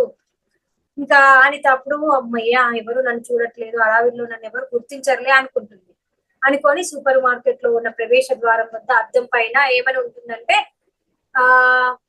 500 రూపాయల సరుకులు కొంటే ఒక 50 రూపాయల షుగర్ ఫ్రీ అని రాసి ఉంటుంది అన్నట్టు. ఇంకా ఆమె ఏం చేస్తుంది, ఆ 50 రూపాయలు షుగర్ కావాలి అంటే 500 కొనాలని ఆమె 450 రూపాయల సరుకులు కొంటుంది. ఇంకొక 50 రూపాయలు మాత్రం మిగిలి ఉన్నాయి. ఆమె భర్త ఆమెకు 500 రూపాయలు ఇచ్చారు, 50 రూపాయలు ఉన్నాయి, ఈ 50 రూపాయలతో ఏం సరుకులు కొనాలి, ఇవి అయిపోతాయనే ఫీలింగ్ భావంలో ఉంటుంది. అలా తీసి సంచిలో వేసుకుంది 450 రూపాయల సరుకులు. ఇంకా 50 రూపాయల కోసం సరుకులు కొంటే కానీ పంచదార ఉచితంగా రాదు అని ఆమె ఇంకా ఏ వస్తువు కొందామా అని అలా ఆదుర్తగా రాకులన్నీ తిరుగుతూ చూస్తూ ఉంటుంది. కానీ ఇంతలోనే వెనుక నుంచి ఎవరో తనను నిశ్చితంగా గ్రహిస్తున్నట్టు ఆమెకి అనిపించింది. తిరిగి చూస్తే అక్కడ ఎవరూ లేకపోవడంతో మళ్ళీ సరుకులను ఎంచుకోవడంలో ఉంటుంది. ఈసారి రాకులను అటువైపు నుంచి ఇటువైపు అలా తిరుగుతూ గమనిస్తుంటే మళ్ళీ ఆమెకు అలానే అనిపిస్తుంది. నిజానికి అలా తనని ఎవరు గమనిస్తున్నారు, నాకు భ్రమణ కలిగజేసిందా అని అనుకుంటుంది. కానీ ఆ భ్రమను కలిగజేసింది ఎవరు అంటే హనుమంతుల వారే. ఆ సంగతి ఆమెకి తెలియదు అని చెప్తున్నారు. తనను ఎవరో గమనిస్తున్నారు అన్న కంగారులో ఏం చేస్తుంది, అక్కడి నుంచి ఫాస్ట్ గా వెళ్ళిపోదామని అడుగు ముందుకు వేయబోతుండగా అప్పటికే సగం తెగిన ఆమె యొక్క చెప్పు కింద ఆమె యొక్క చీర పడి ఆమె తూలి కింద పడిపోతుంది. పడిపోవడం వల్ల ఏం జరుగుతుంది, సరుకులన్నీ కింద పడి చిందర బందులు పప్పులు ఉప్పులన్నీ కూడా నేల పాలైపోతాయి. ఇంకా వాటిని పట్టుకుందామని కిందికి వంగిన అనిత సిగ్గుతో మరి భయంతో నేలపై కూలబడుతుంది. ఎందుకంటే తననే అందరూ తిరిగి చూస్తారు ఆ సౌండ్ వచ్చేసరికి. ఇంకా దిక్కుతోచిన స్థితిలో కూరుకుపోయిన ఆమె చేస్తులు దిగిపోయింది. సరుకులు కింద పడిన చప్పుడికి అందరూ ఆమెను చూస్తున్నారు. అవమాన భారంతో కృంగిపోయి అనిత ఇంతకంటే చావు మేలు అనుకుంది. ఒక్కసారిగా జరిగిన ఈ హఠాత్ పరిణామంతో షాక్ గురి అయి ఆమె మెదడు క్షణకాలం స్తంభించింది, శూన్య స్థితిలోకి వెళ్ళింది ఆ క్షణకాలం. సో ఆమె శరీరంలో తాను బంధించుకున్న ఆమె ఆత్మ ఆమె మానసిక శరీరం నుంచి ఒక్కసారిగా వెళ్ళిపోయింది. ఆ క్షణంలో ఆ మానసిక శరీరం నుంచి ఆమె యొక్క ఆత్మ నిద్రాణ స్థితిలో ఉన్న ఆత్మ విడిపోయింది. ఆ ఒక్క క్షణం చాలు హనుమంతుల వారికి అని చెప్తున్నారు. వెంటనే బీదరికంలో పడి మగ్గుతూ ఉన్న అవమాన భారంతో కుంగిపోయి షాక్ గురైన అనిత ఆత్మ చటుక్కున బయటికి లాగి ఆ పక్కనే ఉన్న అనిత యొక్క మరొక మెరుగైన సమాంతర పాత్రలోకి ప్రవేశపెట్టారు హనుమంతుల వారు. అంటే ఇక్కడ రకరకాల పాత్రలు ఉన్నాయి. దృశ్య రూపంలో కనిపిస్తుంది ఒకే ఒక పాత్ర మనకి, పేదరికంలో ఉన్న పాత్ర. కానీ ఎప్పుడైతే తన నిద్రావస్థలో ఉన్న ఆ పాత్ర క్షణకాలం పాటు మానసికంగా మైండ్ జీరో స్టేట్ లో ఉండిపోయిందో అప్పుడు ఇంకా ఆ ఆత్మని వేరే పాత్రలోకి ప్రవేశపెట్టారు హనుమంతుల వారు. ఇంకా అప్పుడు అనిత సరికొత్త పాత్రలో బీదరికపు దుస్తులు ధరించి అదే సూపర్ మార్కెట్ లో సరుకుల రాక్ దగ్గర నిలబడి తనకు కావాల్సిన సరుకులు తీసి మళ్ళీ సంచిలో వేసుకుంటుంది. కానీ ఇప్పుడు ఆమె కాళ్ళకి చెప్పులు లేవు. అదే సూపర్ మార్కెట్ అంటే వచ్చే ముందు ఏం చేసింది, ఈ చెప్పులు చిరిగిపోయినాయి కదా ఎందుకులే అని కాలినడకనే వచ్చింది. వచ్చే ముందు చక్కగా టెంపుల్ కి వెళ్ళి దేవుణ్ణి దర్శనం చేసుకొని ఇక్కడ పాజిటివ్ వైబ్రేషన్స్ తీసుకొని వచ్చింది కాబట్టి ఇంకా ఆమె చక్కచక్క ఏం చేస్తుంది, సరుకులన్నీ తీసుకొని ఆమె వేసుకుంటుంది. అప్పుడే ఫోన్ మోగింది. ఫోన్ మోగానే వాళ్ళ భర్త ఏం చెప్తున్నారంటే, ఇన్ని రోజుల నుంచి పెండింగ్ లో ఉన్న మన యొక్క ఆ భూమి ఆస్తి తాలూకు అది కోర్టులో మనమే గెలిచాము, మనకి ఇప్పుడు ఇంకా ఏ కష్టాలు లేవు, మన పూర్వ వైభవం మనకి తిరిగి వచ్చింది అని చెప్తారన్నమాట. సో ఇంకా ఆమె సంతోషంగా ఆ శుభవార్త విని ఇంటికి వెళుతుంది. ఇంకా చక్కగా ఈ అప్పులన్నీ తీరిపోయి ఇంకా బిల్లు తొందరగా చెల్లించి ఇంకా అప్పులన్నీ తీరిపోతాయనే సంతోషంతో ఇంటికి వెళ్ళిపోయింది. అప్పటి నుంచి ఆమె తన సరికొత్త మెరుగైన ఆ సమాంతర పాత్రలోనే ఇమిడిపోయి మిగిలిన జీవితం అంతా కూడా హాయిగా జీవించింది అని చెప్తున్నారు. ఈ ప్రయోగంలో హంస యొక్క రెండో సమాంతర పాత్రలు కూడా రెండో బీదరికంలోనే మగ్గుతున్నాయి. కానీ అందులో ఒకటి మాత్రమే శుభవార్తను అందుకొని తన వాస్తవాన్ని మార్చుకుంది అని చెప్తున్నారు.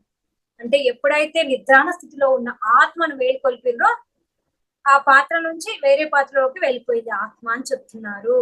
అంటే సమాంతర జీవితాలు అనేటివి ఉంటాయి అని ఇక్కడ తెలియజేస్తున్నారు. ఇంకా ఆమెకి మళ్ళీ ఆ పాత జ్ఞాపకాలు గుర్తు రావా అని ఇక్కడ మనకి అడుగుతూ ఉంటారు మళ్ళీ వాళ్ళ మాతలు. అంటే అసలు ఎప్పటికీ కూడా గుర్తు రావు, ఎందుకంటే ఆనందంగా సంతోషంగా ఉన్న ఆ పాత్ర ఆ వైభవం అనేది అలానే ఉంది కాబట్టి ఆ పాత జ్ఞాపకాలు ఏవి తనకు గుర్తుండవు అని చెప్తున్నారు. అలా ఇంకా తన దరిద్రానికి తోడు ఇలాంటి సంఘటన కూడా జరగడంతో ఆమె మరింత దుఃఖంలో కూరుకునిపోయి షాకి గురై ఉంది. అప్పుడు ఎప్పుడు తన చెప్పులు తెగిపోయి కింద పడిపోయినప్పుడు ఆ షాక్ లో ఆమెలోని పాత్ర మరొక మెరుగైన పాత్రను వెతుకుంటూ వెళ్ళిపోవడంతో ఆమె పాత పాత్ర కేవలం శరీరము మరి మనస్సులను మాత్రమే కలిగి ఈ ప్రపంచం అనే రహదారిపై తెలియని రతంలా అగమ్య గోచరంగా తిరుగుతూ ఉంది, మొదలుపెట్టింది అని చెప్తున్నారు. ఆ పాత్ర కూడా తిరుగుతుంది కానీ అదే అదృశ్య రూపంలో ఉంది. దృశ్య రూపంలో ఉన్నది ఏంటిది, ఆత్మ ఏ పాత్రను ఎంచుకుంటే అది దృశ్య రూపంలో భౌతిక ప్రపంచానికి కనిపిస్తుంది అని చెప్తున్నారు. ఈ అదును కోసమే ఎదురు చూస్తూ ఆ రహదారిపై పక్కనే తిరుగుతున్న ఈ అసురులు అనే ఈ శక్తులు ఏవైతే ఉన్నాయో దుఃఖంతో మరి అవమాన భారంతో కూడుకొని ఉన్న అనిత శరీరంలోకి సునాయాసంగా వెళ్ళిపోయాయి. ఆమెను మరింత దుఃఖంలోకి నెట్టివేస్తూ చివరికి ఆమె ఆత్మహత్య చేసుకొని చనిపోయేలా ప్రేరేపిస్తూ తమ పబ్బాన్ని గడుపుకుంటున్నాయి ఈ అసురులు అనే శక్తులు అని చెప్పారు. అంటే మనం ఎప్పుడు కూడా దుఃఖపడద్దు అని ఎందుకు చెప్తారు, ఎప్పుడు కూడా ఏ స్థితిలోనైనా ఆనందంగా ఉండండి అని చెప్తారు. దుఃఖపడితే ఎలాంటి స్థితి ఎదురవుతుంది, ఆ పాత్రలోకి మనం దూరిపోతే ఈ అసురులు అనే ఆ శక్తులని మనని ఆవహిస్తాయని ఇక్కడ చెప్తున్నారు. అది ఉన్న ఊర్మి ఏమంటుంది, బాబోయ్ కాలం మరి శూన్యం అన్న ప్రదర్శనశాలలో పాత్రల మధ్యలా ప్రతిక్షణం ఇంత భయంకరమైన ప్రయోగాలు జరుగుతూ ఉంటాయా దేవా అని అడుగుతున్నారు. అంటూ భయంతో తన గుండెల మీద చెయ్యి వేసుకుంది అని చెప్తున్నారు. పూర్వ కూడా ఊరి మాటలతో జతగలుపుతూ దేవా ఇలా తన సరికొత్త మెరుగైన సమాంతర పాత్రలో జీవిస్తున్న అంతకు తన పాత బీదరిక పాత్ర ఎప్పటికీ జ్ఞాపకాల్లోనే ఉంటాయా అని అంటున్నారు. అంటే ఉండవు, ఎందుకంటే ఆ పాత్రలో మార్పు జరుగుతుంది అంతే, ఆ ప్రజ్ఞలో ఇంకా ఈ జ్ఞాపకాలు రికార్డ్ చేయబడవు అని చెప్తున్నారు. అందుకోసమే ఆమె ఆ సరికొత్త సమాంతర జీవితమే తన అసలైన జీవితము అనుకుంటూ అందులోనే జీవించడము మొదలు పెడుతుంది అని చెప్తున్నారు. ఇక్కడ ఇంకేమని చెప్తున్నారు, ఒక్కొక్కసారి కొన్ని ఆత్మలకి ఏ చిన్న మొత్తంలోనైనా ఎరుక ఉన్నప్పుడు ఎవరి సహాయం లేకుండానే ఏం జరుగుతుంది, తమ చుట్టూ ఉన్న మెరుగైన సమాంతర పాత్రలు గుర్తించుకొని ఎన్నుకుంటాయి, దానిలోకి వెళ్ళిపోతాయి అని చెప్తున్నారు. కొంచెం ఎరుక అనేది ఉంటే ఆత్మకి, ఆ ఆత్మలకి భగవంతుడిపై ఉన్న విశ్వాసం కూడా తమకి నచ్చిన తమ సమాంతర పాత్రలోకి వలస వెళ్ళడానికి సహాయం చేస్తుంది. నమ్మకం భగవంతుడి పైన నమ్మకం అని అంటున్నారు. ఇందుకు గాను వారి ఆత్మ యొక్క కర్మ మరి కోరికలు ఆత్మకి ఎలా సహాయం చేస్తాయో మళ్ళీ తిరిగి వివరిస్తానని ఇక్కడ చక్కగా హనుమంతుల వారు తెలియజేశారు. సో ఇమ్మోర్టల్ టాక్స్ అనేది ఇది ఎంతో అద్భుతంగా ఉంటుంది. కాబట్టి మనం ఎలా ఉండాలి అని అంటే, శూన్య స్థితిలో ఉండాలి అంటే మనం చేయవలసిందంటే, మనం ఇక్కడ నవనాగరికత జీవనంలో ఉన్నాం కాబట్టి ఈ నాగరిక జీవనంలో మనం ఎలా ఉంటాం, ఎప్పుడు శూన్య స్థితిలో ఉండలేం. అలా ఉండాలి అంటే మనం నిత్యం ధ్యాన సాధన చేస్తూ చక్కగా సజ్జన సాంగత్యం చేస్తూ అలానే చక్కటి బుక్స్ చదువుతూ మనం ఆత్మజ్ఞానాన్ని పెంచుకుంటూ ఉంటే ఆ స్థితిలో నుంచి మనం బయటపడగలుగుతాం. లేకుంటే మన కుటుంబంలో దుఃఖము ఇవన్నీ కూడా మనం మళ్ళీ సెలెక్ట్ చేసుకుంటూ ఉంటాము అని ఇక్కడ చక్కగా మనకి ఎంతో ఆత్మబోధ చేశారు మనకి హనుమంతుల వారు. సో వారికి అనంతమైన ధన్యవాదాలు చెప్తున్నాను. అలానే ఈ మాతంగుల గూడెము వాళ్ళకి, అలానే మనకి ఈ చక్కటి అంశం రావడానికి కారణమైన హనుమత్ దాస్ వారికి, అలానే మనకు ఇలాంటి అన్ని అందిస్తున్న ఏంటి ఎవరంటే ఆ ధ్యాన జగత్ బుక్ వాళ్ళకి, అలానే మనందరి గురువు గారైన పితా మహాపత్రిజీ గారికి, అలానే వింటున్న మీ అందరికీ కూడా నా యొక్క ధన్యవాదాలు తెలియజేసుకుంటున్నాను. Thank you very much. Thank you madam. చాలా అద్భుతంగా వివరించారు హనుమంతుల వారి సందేశాన్ని, ఇమ్మోర్టల్ టాక్స్ అని. ఎప్పటి నుంచో ఇది వినాలి వినాలి అని నాలో చాలా ఇది ఆశ ఉండేదన్నమాట. ఈ క్లాసు తీసుకోవాలి, ఎవరైనా తీసుకుంటే బాగుంది. మీరు అన్నారు, నేను ఈ టాపిక్ చెప్తాను. నాకు చాలా హ్యాపీ అనిపించింది. మధ్యలో ఏదో ఆట అనుకోమండి రాలేదు. మళ్ళీ మళ్ళీ ఇప్పుడైతే సక్సెస్ఫుల్ గా ఇది చెప్పడం జరిగింది అనమాట. చాలా హ్యాపీగా ఉంది. ఎలాంటి స్థితి ఉంటుంది మనుషుల్లో, ఆ స్థితిని వాళ్ళు బలహీన స్థితిని ఆ నెగిటివ్ ఎనర్జీ అనేది ఎలా లాగేసుకుంటుంది, దాని నుంచి మళ్ళీ పక్కకు తీసుకొని మనం దాన్ని పాజిటివ్ గా ఎలా నింపుకుంటాము. హనుమంతుల వారు చెప్పే సందేశం కోసం అక్కడ జనాలు ఎలా ఉంటారు. 41 సంవత్సరాలకు ఒకసారి అలా చెప్పడం, స్వామి వచ్చి వాళ్లకు అది వినాలి అని వీళ్ళందరూ కూడా కుతూహలంగా ఉండడము, అంతా కూడా చాలా అంటే చాలా అద్భుతంగా వివరించారు. ఎన్ని విషయాలు ఉన్నాయో ఇందులో తెలుసుకునేవి. కొత్త కొత్త న్యూ డైమెన్షన్ లోకి మారినప్పుడు ఎలా ఉంది అనేది చాలా అద్భుతంగా వివరించారు madam. Thank you very much. Thank you madam. అలానే మనం ఎలాంటి స్థితిలో ఉన్నా కానీ ఎదుటి వారికి సహాయం చేయడం మాత్రం మానొద్దు అనేది ఇక్కడ ఆంక్షం ఉన్నది. మన పరిస్థితి అంటే ఆ బాబు పరిస్థితి బాగలేదన్నా కూడా తను అందులో నుంచి మళ్ళీ బయటికి వచ్చి సహాయం చేయడం వల్ల నష్టం జరిగిందో వారికే సహాయం చేసింది. అవును, అది కూడా చాలా చాలా మెయిన్ కాన్సెప్ట్, చాలా అద్భుతమైన concept. Thank you very much masters. Madam గారు చెప్పిన ఇందులో మీకు ఎలా అనిపించింది, అలాగే ఏమైనా డౌట్స్ ఉన్నా, ఇది యాక్చువల్ గా ఇది ధ్యాన జగత్ అనే పత్రికలో రావడం జరుగుతుందండి. ఇది అందుకే చెప్తున్నాం, ఎన్నో అద్భుతమైన కాన్సెప్ట్, ఎన్నో అద్భుతమైన విషయాలు ధ్యాన జగత్ పత్రికలో తీసుకొని వస్తున్నారు. ప్రతి ఒక్కరు కూడా ధ్యాన జగత్ పత్రికను తెప్పించుకొని ప్రతి మాస పత్రికను చదవాల్సిందిగా కోరుచున్నామండి. చాలా అద్భుతమైన కాన్సెప్ట్ తీసుకొని వస్తున్నారు. భలే ఉంటుంది అసలు ఇది ఇమ్మోర్టల్ టాక్స్ అనేది.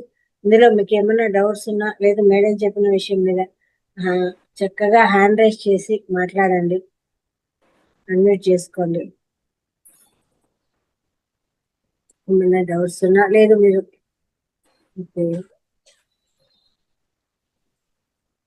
సుభాషిణి గారు.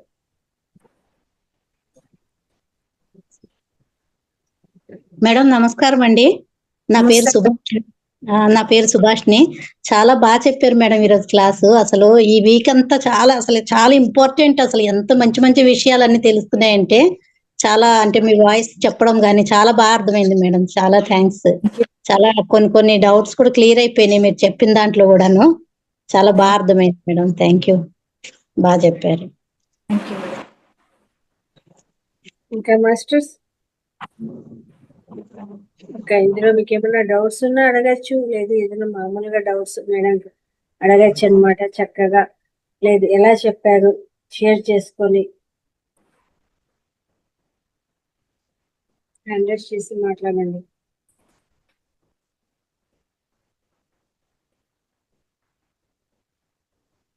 ఎవరికి ఏం డౌట్స్ లేవు? సరే, డౌట్స్ లేవు. మేడం చెప్పిన విషయం గురించి అయినా మాట్లాడాలి కదా.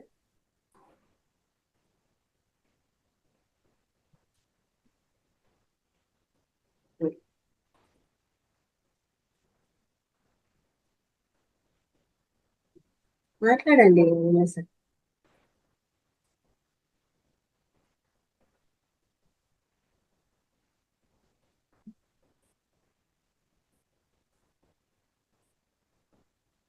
ఎందుకు అందరూ అలా సైలెంట్ అయిపోయినారు?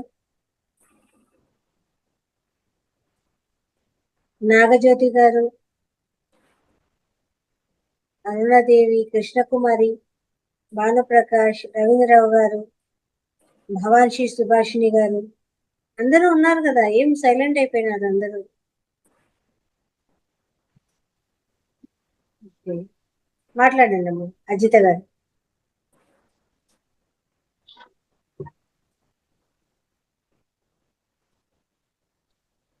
నమస్తే మేడం.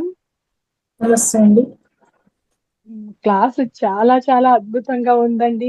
మేడం చెప్తుంటే తను చెప్తుంటే ఎలా ఉంది, కళ్ళకి కట్టినట్టుగా మన కళ్ళ ఎదుట జరిగినట్టుగానే ఉంది. Thank you. నిజంగా మేడం చెప్పింది 100కి 100% కరెక్ట్ అనిపిస్తున్నాయి మేడం. కొన్ని సందర్భం పక్కన బంగారం అలాంటిది ఉంచుకొని కూడా మనం చాలా పేదరికంగా అలా ఉండటం అనేది మనకి తెలియదు. అంటే ఇక మన కర్మ ఫలితం అనుకోవాలో అదేమనేది తెలియదు, కానీ చాలా చాలా అద్భుతంగా చెప్పారు మేడం. మీరు చెప్తుంటే మొత్తం కూడా కళ్ళకి కట్టినట్టుగానే అనిపిస్తుంది. కళ్ళెదుట ఒక దృశ్యం మనం ఏదైనా మూవీ చూస్తుంటే ఎలా ఉందో మన కళ్ళెదుట అలా అనిపించింది మేడం. చాలా చక్కగా కళ్ళకు కట్టినట్టుగా మంచిగా చాలా చక్కగా చెప్పారు మేడం. Thank you. అంటే చెప్పలేకపోతున్నాను, దాంట్లో ఉన్న అర్థాలు అవన్నీ చాలా అంటే చాలా అద్భుతంగా ఉంది మేడం. మన జీవితాలకి ఎంతో కళ్ళకి అర్థం కనబడ్డ చక్కగా ధ్యానం చేయండి మేడం. ధ్యానం చేస్తూ ఉండండి. ఆటోమేటిక్గా మీలో ఆ మార్పు మీరే చూసుకుంటూ ఉంటారు. ఎంత అద్భుతమైన జ్ఞానం అనేది. సో అందుకోసమే ధ్యాన జగత్ మాసపత్రిక అందరూ కూడా తెప్పించుకోండి. సో చదవండి. ఆ బుక్ ఇంట్లో ఉంటే ఆ ఎనర్జీ అనేది మనం పర్సూ అవుతూ ఉంటాం. ఎందుకంటే బుక్ లో జ్ఞానం ఎక్కడి నుంచి వస్తుంది అని అంటే ఆ మాస్టర్స్ వాళ్ళు ధ్యానం మేడం ఎక్కడ దొరుకుతుంది మేడం, ఎలా మాకు వస్తుంది? నేను ఫోన్ నెంబరు మీకు కేశవరాజ్ సార్ది మొబైల్ నెంబరు నేను లలిత మేడంకి పంపిస్తాను. సో సార్ కాల్ చేయండి, చేస్తే మీకు సార్ పంపిస్తారు. అడ్రస్ తీసుకోండి. ఆల్రెడీ అప్లికేషన్ కూడా నేను 2-3 సార్లు గ్రూప్ లో పెట్టానండి. పెట్టండి. అప్లికేషన్ మళ్ళీ ఒకసారి సెండ్ చేస్తాను. గ్రూప్ లో పెట్టడం జరిగింది అనమాట అప్లికేషన్ అనేది. ఇలా ధ్యాన జగత్ వాణి మేడం గారు వీళ్ళంతా వచ్చినప్పుడు కూడా పత్రిక గురించి ఖచ్చితంగా చెప్తూ ఉంటారు అనమాట ప్రతి నెలను. అలా ఆ పత్రిక నేను దాన్ని పోస్ట్ చేస్తూ ఉంటాను. ఎవరైనా తెప్పించుకునే వాళ్ళు ఉంటారు కదా అని మళ్ళీ పోస్ట్ చేస్తాను దాన్ని. అప్లికేషన్ ద్వారా కూడా మీరు తెప్పించుకోవచ్చు అనమాట. అందులో ఫోన్ నంబర్ అంతా ఉంటుంది. ప్రతి నెల సంవత్సరం చందా కట్టేశారంటే నెల నెల మనకు ఇంటికి వచ్చేస్తుంది అనమాట పత్రిక. అది ధ్యాన జగత్ అనేది చాలా అద్భుతమైన పత్రిక అన్నమాట. ప్రతి ఒక్కరి ఇంట్లో ఉండాల్సిండేది ఖచ్చితంగా. మన ధ్యానులము అనేసరికి పిఎంసి మాస్టర్స్ అనేది ఖచ్చితంగా ప్రతి ఒక్కరింట్లో ఉండాల్సిన పత్రిక అన్నమాట. చాలా అద్భుతమైన కాన్సెప్ట్ అన్ని ఉంటాయండి. కాబట్టి ప్రతి ఒక్కరూ తెప్పించుకునే ప్రయత్నం చేయండి. నాకు నెంబర్ మీకు మెసేజ్ చేస్తాను మేడం మీ వాట్సాప్ కి. నాకు నెంబర్ ఎంత మేడం, సంవత్సరం చందా ఎంత ఉంటుంది? 500 మేడం. 500 ఉంటుందమ్మా. నెల నెల ఖర్చు చేస్తుంటాం కదా మేడం, వేస్ట్ ఖర్చులు ఎన్నో చేస్తుంటాం. ఒకసారి లేదు మేడం, నేను ఎందుకు అడిగానంటే కాస్ట్ ఎంత అనేది అందరికి తెలుస్తుంది. ఒకటి అసలు 500 ఉంటుంది మేడం. మనకి లైఫ్ లాంగ్ కావాలి అంటే 10,000 పే చేస్తే మనకి లైఫ్ లాంగ్ వస్తూనే ఉంటుంది. Okay okay madam. నేను లలిత మేడం రేపు మార్నింగ్ మెసేజ్ చేసి తెప్పించుకుంటాను మేడం, తీసుకొచ్చుకుంటాను. సో ఎప్పుడు సంతోషంగా ఉండండి, ఆనందంగా ఉండండి. ఆటోమేటిక్ గా మనకి హ్యాపీనెస్ చక్కటి జీవితాన్ని ఇస్తుందని మనకి ఆంజనేయ స్వామి తెలియజేశారు. సో ఇంకా ఎన్నో వాటిని ఆపాదించుకుంటూ ఉంటాం, దుఃఖాన్ని, చిన్న చిన్న విషయాలే. వాటిని రిలీజ్ చేసుకోవాలంటే ధ్యానం చేయాల్సిందే. ఎప్పుడు కూడా ఇలాంటి జ్ఞానాలు, సజ్జన సాంగత్యం కావాల్సిందే. Thank you.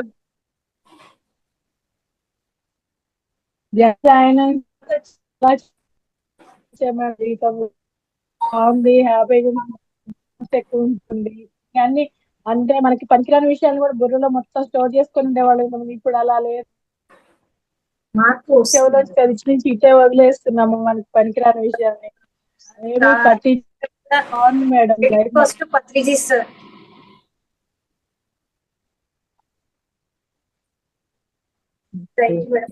నమస్తే మేడం. ఈ మంత్ నుంచి నమస్తే సుభాషిణి గారు, మాట్లాడండి.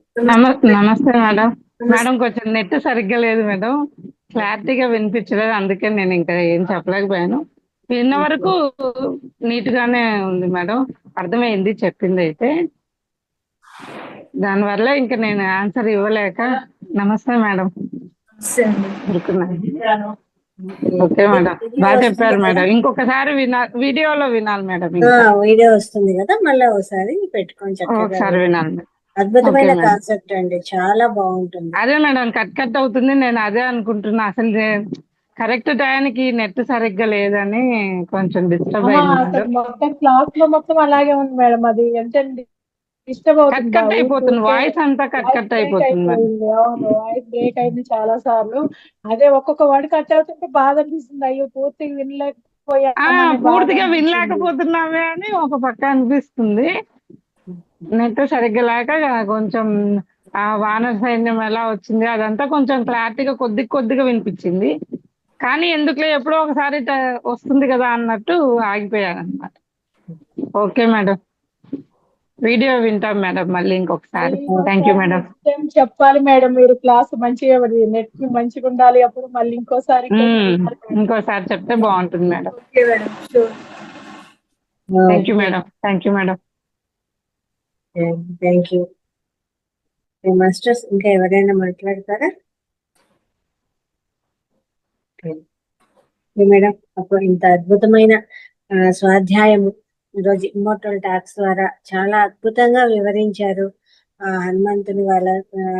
హనుమంతుల వారి సందేశాలని ఏంటి ఎలా అనేది చాలా అద్భుతం. అందరికీ కూడా ఏమేం తెలుసుకోవచ్చు, ఇందులో ఏం నేర్చుకోవాలి అనేది కూడా చాలా చక్కగా వివరించారు మాకు.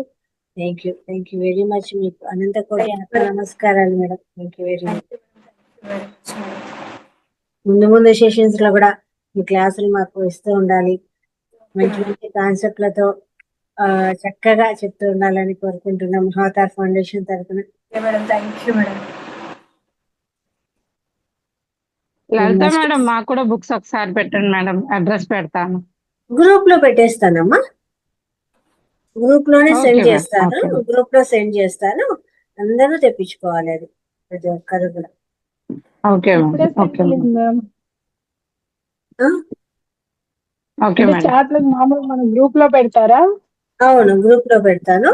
చక్కగా అందరికీ వస్తుంది కదా, తెప్పించుకోవచ్చు. మేడం, సార్ది నంబర్ ఉంటే పెడితే దాంట్లోనే నాకు అడ్రస్ పెట్టమంటే పెట్టాను. జనవరి నుంచి వస్తుంది నాకు బుక్. ఓకే, సార్ అడ్రస్ కి మన ఫోన్ నంబర్ పెట్టి అడ్రస్ పెడితే మనీ కట్టేసి వచ్చేస్తుంది. అవును.